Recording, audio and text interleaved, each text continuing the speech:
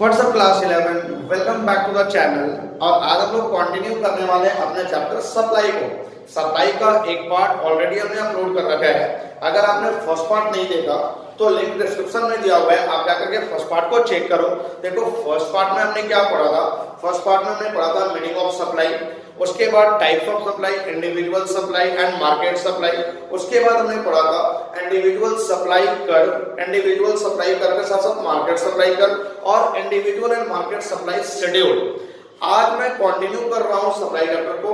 आज का जो पहला टॉपिक होगा वो होगा सप्लाई फंक्शन। अब देखो सप्लाई फंक्शंस क्या होता है कि जनरली सप्लाई में जो चेंजिंग होता है उसके पीछे बहुत सारे रीजंस होते हैं। अब कौन कौन से रीजंस होते हैं वो फर्स्ट पार्ट में मैंने आपको बताया था। टोटल 9 रीजंस होते हैं जिसके कारण हमारे सप्लाई में चेंजिंग होता है। तो जितने भी फैक्टर्स है, अगर मुझे इसको लिखना पड़ेगा कि किस किस कारण से चेंजिंग होते हैं, तो देखो यहाँ पे मैं इस तरह से लिखूंगा सप्लाई ऑफ एक्स। एक्स का मतलब कि कोई भी गुड्स यानी किसी भी गुड्स का सप्लाई, ये अफेक्टेड होता है किसके किसके कारण, तो प्राइस ऑफ गिवन कमोडिटी, यानी प्राइस ऑफ गिवन कमोडिटी का मतलब मेरा खुद का जो गुड्स है।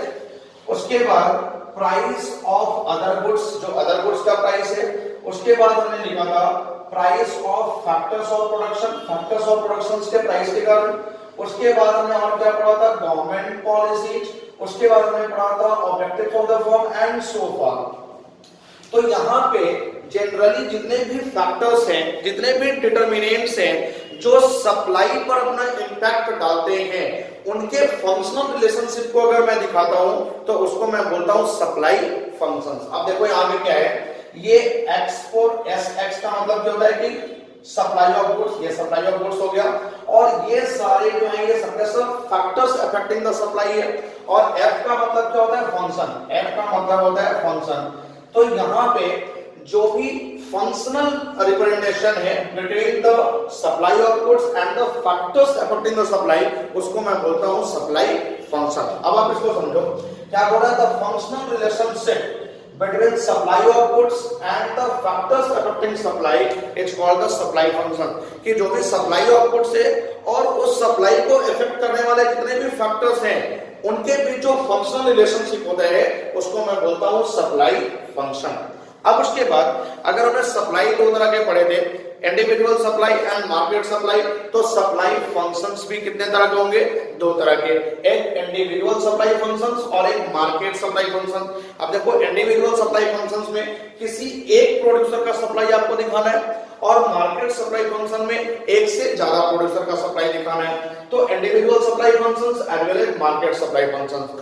अब उसके बाद जो नेक्स्ट टॉपिक हमारा है वो है लॉ ऑफ सप्लाई। आज का जो सबसे इंपॉर्टेंट टॉपिक है वो है लॉ ऑफ सप्लाई।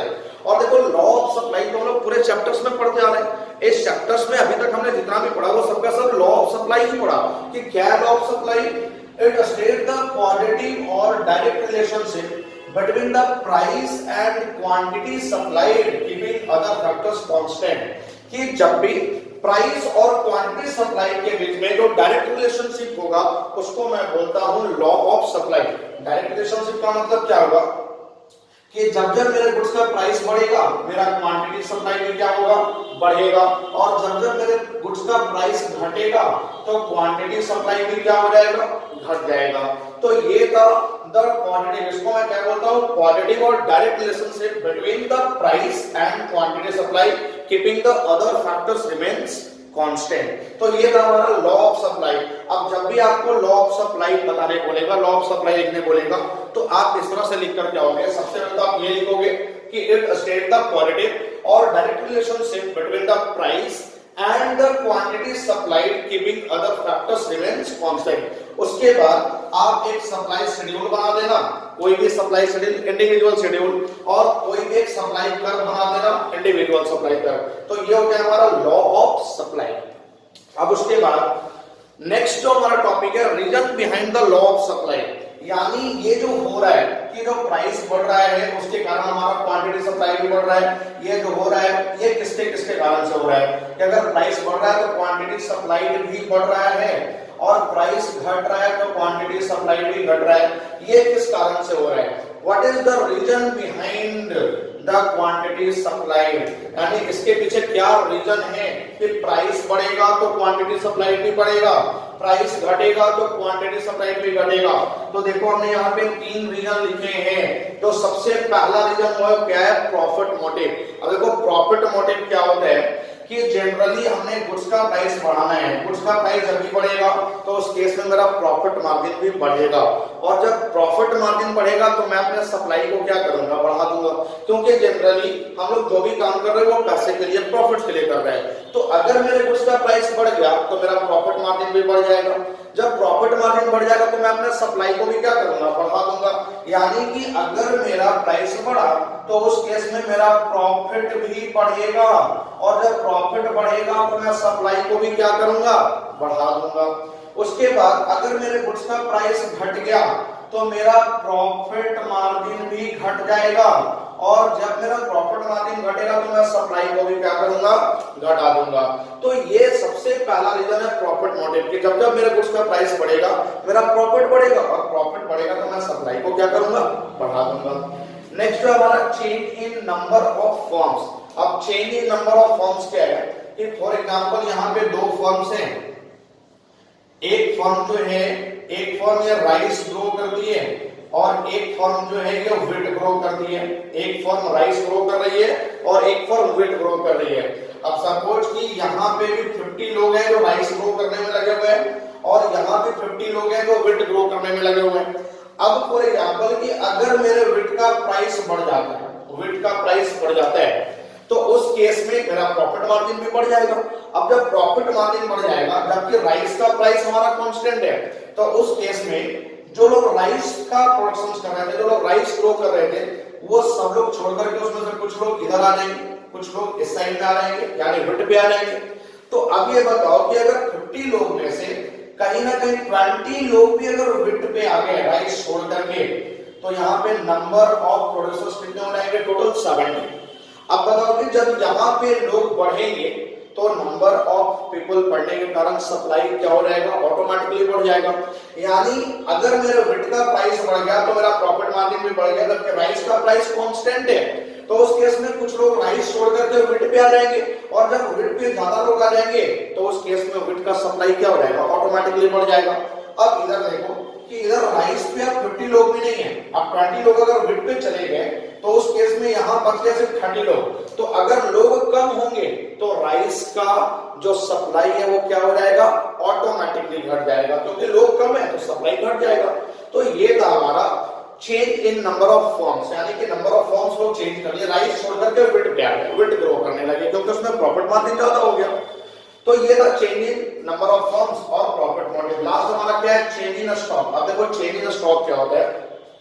अब स्टॉक की फॉर एग्जांपल मेरे पास टोटल 100 वॉच है, टोटल 100 वॉचेज है मेरे पास, इसमें से मैंने 20 वॉचेज को सप्लाई के लिए मार्केट में भेजा है, यानी सेल करने के पर्पस से।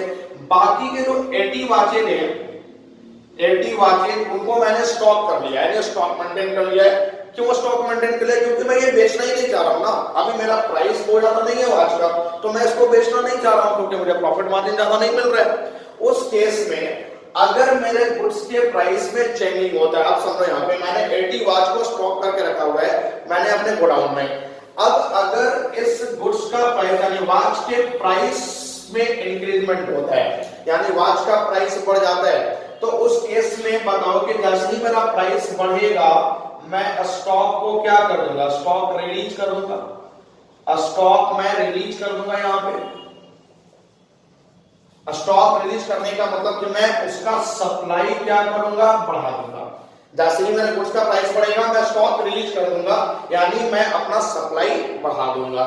बट आप बताओ कि अगर इस वॉच का प्राइस घट गया तो उस केस में मैं स्टॉक मेंटेन कर लूंगा, उस केस में मैं स्टॉक को मेंटेन कर लूंगा, यानी स्टॉक बढ़ा दूंगा। यानी जो मेरे शॉप में वास्ता सप्लाई के लिए for the purpose of sale, उसको भी मैं अपने गोडाउन में लाकर रख दूंगा, भाई मुझे नहीं बेचना क्योंकि मेरे गुड्स का प्राइस क्या है, घटा हुआ है। तो जब मेरा स्टॉक मेंटेन हो जाएगा तो उस केस में सप्लाई क्या हो जाएगा, घट जाएगा, मेरा सप्लाई ऑटोमेटिकली घट जाएगा।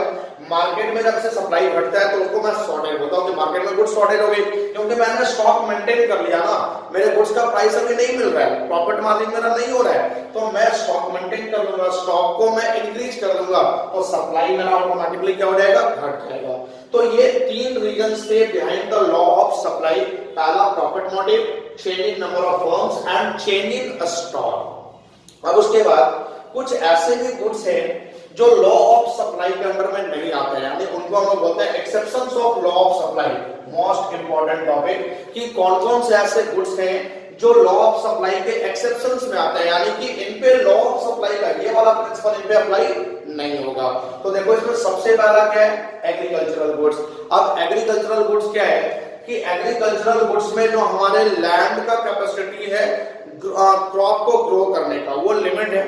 तो अगर किसी भी एग्रीकल्चरल गुड्स का प्राइस बढ़ जाए तो क्या मैं उस केस में सप्लाई बढ़ा सकता हूं? अगर एग्रीकल्चरल गुड्स का प्राइस बढ़ जाए तो मैं सप्लाई बढ़ा सकता हूं? सप्लाई बिल्कुल भी नहीं बढ़ा सकता हूं, क्योंकि जो हमारे लैंड का कैपेसिटी है क्रॉप ग्रो करने का, वो डिपेंड करता है वेदर कंडीशंस पे, वो डिपेंड करता है फर्टिलिटी लेयर पे। तो अगर मेरा प्राइस कितना भी बढ़ जाए, मैं लैंड का जो लिमिट है, कैपेसिटी है, उसको मैं नहीं बढ़ा सकता हूं। तो एग्रीकल्चरल गुड्स के केस में प्राइस चाहे जितनी मर्जी बढ़ जाए, मेरा सप्लाई नहीं बढ़ेगा। तो यहाँ पे लॉ ऑफ सप्लाई का जो प्रिंसिपल है वो काम नहीं करता है, क्योंकि ये तो बोल रहा था कि अगर प्राइस बढ़ेगा तो क्वांटिटी सप्लाई भी क्या होगा, बढ़ेगा। बट यहाँ पे मैंने प्राइस बढ़ाया, सप्लाई मेरा कांस्टेंट है, सप्लाई तो बढ़ नहीं रहा है, तो यहाँ पे लॉ ऑफ प्रिंसिपल काम नहीं करता है in the case of agricultural goods. उसके बाद आते हैं फ्यूचर एक्सपेक्टेशन। अब फ्यूचर एक्सपेक्टेशन का क्या मतलब है कि यहाँ पे मुझे ऐसा लग रहा है कि जो मेरा गुड्स है, मेरा जो वॉच है, उसका प्राइस कल घटने वाला है। तो अगर कल प्राइस घटने वाला है, यानी फ्यूचर प्राइस जो है, यहाँ पे ध्यान हो गया, जो मेरे वॉच का फ्यूचर प्राइस है वो कल घटने वाला है। तो उस केस में आप बताओ कि मेरे पास जो 80 वॉचेज स्टॉक में थे, मैंने मेंटेन करके रखा था स्टॉक, मैं क्या करूंगा, इस 80 वॉच के स्टॉक को जल्द से जल्द बेचने की कोशिश करूंगा।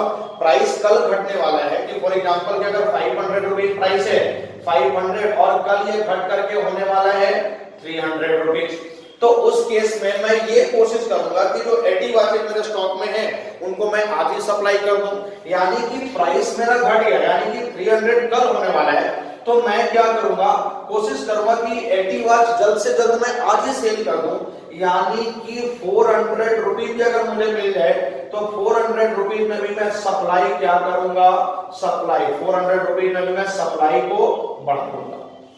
अब यहां पे समझना, जो प्राइस था वो मेरा 500 से 400 हो गया, यानी मैं ये चाहूंगा कि ये 80 वॉच मेरे आज ही सेल हो जाए, उसके लिए मुझे 400 भी मिले कोई फर्क नहीं पड़ता है, यानी यहाँ पे प्राइस मेरा क्या हो रहा है, घट रहा है। बट प्राइस घटा के भी मैं सप्लाई क्या कर ले रहा हूँ, बढ़ा रहा हूँ, तो फिर वहां पे तो ये लॉ ऑफ सप्लाई का प्रिंसिपल काम नहीं कर रहा है, क्योंकि वहां पे मेरा प्राइस घट जा रहा है, उसके बाद ही मैं सप्लाई बढ़ा ले रहा हूँ। कुछ सेलर तो यहाँ पे क्या करेंगे, 500 के बदले बोलेंगे चलो भैया 250, 300 में मिल जाए, 350 में मिल जाए, उसमें भी मैं इसको सेल कर लूंगा। तो उस केस में मैं प्राइस घटा के भी सप्लाई क्या कर ले रहा हूँ, बढ़ा ले रहा हूँ। तो यहाँ पे जो लॉ ऑफ सप्लाई का प्रिंसिपल है वो काम नहीं कर रहा है, फेल हो रहा है। नेक्स्ट हमारा पेरिसेबल गुड्स। अब देखो पेरिसेबल गुड्स क्या होता है कि जनरली कुछ ऐसे गुड्स होते हैं जो जल्दी एक दिन में खराब हो जाते हैं। अब देखते हो कि आपके मार्केट में जो भी वेजिटेबल्स वाले हैं, जो भी फ्रूट्स वाले हैं, जब रात होने लगती है तो वो जल्दी अपना सप्लाई बढ़ा देते हैं, यानी कम प्राइस में भी वो गुड्स को बेच के जाना चाहते हैं, क्योंकि उन्हें पता है कि अगर ये गुड्स आज नहीं बिके तो कल तो मुझे इसके 1 पैसे भी नहीं मिलेंगे, क्योंकि कल तो ये कंप्लीटली पेरिसेबल हो चुका होगा, खराब हो चुका होगा। तो उस केस में वो चाहते हैं कि जो भी पैसा मिल जाए, बस कहीं मैं बेच के ही जाऊंगा, जो भी पैसा मिल जाए आप ले लो, जितना देना है ले लो आप इस गुड्स को। तो उस केस में वो प्राइस घटा दिए, अपने प्राइस को घटा दिए, बट प्राइस घटा के उनका सप्लाई क्या हो गया, बढ़ गया, यानी उन्होंने अपना प्राइस घटा दिया, उसके बाद में सप्लाई क्या हो रहा है, बढ़ रहा है, क्योंकि वो कम प्राइस में भी गुड्स दे के जाना चाहते हैं। तो प्राइस कम हो गया, सप्लाई बढ़ गया। तो यहाँ पे लॉ ऑफ सप्लाई का प्रिंसिपल काम नहीं करता है। तो सबसे पहले एग्रीकल्चरल गुड्स के केस में, फ्यूचर एक्सपेक्टेशन के केस में और पेरिसेबल गुड्स के केस में लॉ ऑफ सप्लाई काम नहीं करता है। नेक्स्ट हमारा रेयर आर्टिकल्स। अब देखो रेयर आर्टिकल्स क्या होता है कि कुछ वैसे गुड्स जो काफी वैल्यूएबल होते हैं बट वो लिमिटेड है। कि फॉर एग्जांपल कि कुछ ऐसे पेंटिंग्स हैं जो काफी कॉस्टली पेंटिंग्स और काफी रेयर पेंटिंग्स है, वो एक दो ही है, बाकी नहीं है। तो उस केस में आप जितनी मर्जी चाहे प्राइस बढ़ा लो, क्या उस केस में मेरा सप्लाई बढ़ेगा? नहीं, सप्लाई तो मेरा कांस्टेंट ही रहेगा, क्योंकि पेंटिंग जो है वो तो एक ही है ना। तो उस केस में अगर आप प्राइस कितना भी बढ़ा लो, सप्लाई कहां से दे पाओगे? सप्लाई हो ही नहीं पाएगा। तो जितने भी रेयर आर्टिकल्स हैं, कुछ उस तरह का कोहिनूर डायमंड्स है या कुछ पेंटिंग्स है, तो उस केस में आप प्राइस जितना चाहे मर्जी बढ़ा लो, आपका सप्लाई बिल्कुल नहीं बढ़ने वाला है। सप्लाई ना तो बढ़ेगा ना घटेगा, लेकिन हमारा जो सप्लाई है वो बिल्कुल कांस्टेंट रहने वाला है। तो इस केस में रेयर आर्टिकल के केस में भी लॉ ऑफ सप्लाई का जो प्रिंसिपल है वो काम नहीं करता है। और लास्ट हमारा है बैकवर्ड कंट्री। बैकवर्ड कंट्रीज का मतलब कि एक ऐसा कंट्री जहां पे रिसोर्सेस नहीं है, जिनके पास कोई टेक्निक्स नहीं है, ना कोई लैंड है, ना कोई बहुत ज्यादा सोर्स ऑफ इनकम है। तो बैकवर्ड कंट्री के केस में आप प्राइस चाहे जितनी मर्जी बढ़ा लो, प्राइस जितनी मर्जी बढ़ा लो, बट सप्लाई मेरा बढ़ने वाला नहीं है, क्योंकि उसके पास रिसोर्सेस ही नहीं है, टेक्निक्स ही नहीं है। तो फिर वो सप्लाई कहां से बढ़ा पाएगा? तो वहां पे आप प्राइस उसका कितना भी बढ़ा लो, उसका क्या मतलब निकलता है? सप्लाई तो बढ़ना नहीं है, क्योंकि प्राइस बढ़ाने से सप्लाई नहीं बढ़ता है। उसके पास बैकवर्ड कंट्री है, उसके पास टेक्निक्स भी नहीं है, ना कोई रिसोर्सेज है, तो आप प्राइस बढ़ाओगे, सप्लाई फिर भी कांस्टेंट रहेगा। तो इस केस में भी ये लॉ ऑफ सप्लाई का प्रिंसिपल काम नहीं करता है। तो ये 5 ऐसे गुड्स हैं जो exceptions of law of supply में लेके आना है। सबसे पहला एग्रीकल्चरल गुड्स, नेक्स्ट जो हमारा है वो है आपका फ्यूचर एक्सपेक्टेशन, नेक्स्ट हमारा perishable goods, next rare items और रेयर आर्टिकल्स, और लास्ट जो हमारा था वो है बैकवर्ड कंट्री। तो इन पांचों ही केसेस में लॉ ऑफ सप्लाई काम नहीं करता है। तो आई होप कि ये सारे पॉइंट्स आपके क्लियर हुए। अगर इसमें भी कोई डाउट रह रहा था तो आप कमेंट सेक्शन में आ जाओ, वहां पे मैसेज करो, इमीडिएटली आपको रिप्लाई मिलेगा और आपके सारे डाउट क्लियर करने का मैं कोशिश करूंगा। तो आई होप कि ये सारा कुछ क्लियर है, आप इसके अच्छे से नोट्स बना रहे हो, आप इसका क्लास अच्छे से कर रहे हो, और अगर किसी भी तरह का कोई प्रॉब्लम है तो आप कमेंट सेक्शन में तो आ ही जाते हो। कमेंट सेक्शन में आपके सारे प्रॉब्लम्स को मैं क्लियर कर देता हूं। तो इसका नोट बनाओ, एक वीडियो और आएगा इस चैप्टर का, और ये चैप्टर हमारा बिल्कुल कंप्लीट हो जाएगा। उसके बाद यूनिट 3 में ऑलमोस्ट कंप्लीट कर लूंगा इस चैप्टर के बाद। तो आई होप कि सारे पॉइंट आपके क्लियर हुए। इकोनॉमिक्स का सिलेबस आप अच्छे से कर रहे हो, आप अच्छे से पढ़ाई कर रहे हो, एग्जाम का प्रिपरेशन कर रहे हो, और आप मेरे वीडियो को लाइक और शेयर भी कर रहे हो। ऐसा आपसे एक्सपेक्टेशन है कि आप मेरे वीडियो को आगे तक बढ़ाओ। आप लोगों को ये बताओ कि एक ही प्लेटफॉर्म पे अकाउंट्स, बिजनेस स्टडी और इकोनॉमिक्स तीनों अवेलेबल है। तो कॉमर्स का कंप्लीट सॉल्यूशन देता है commerce study circle. Thank you.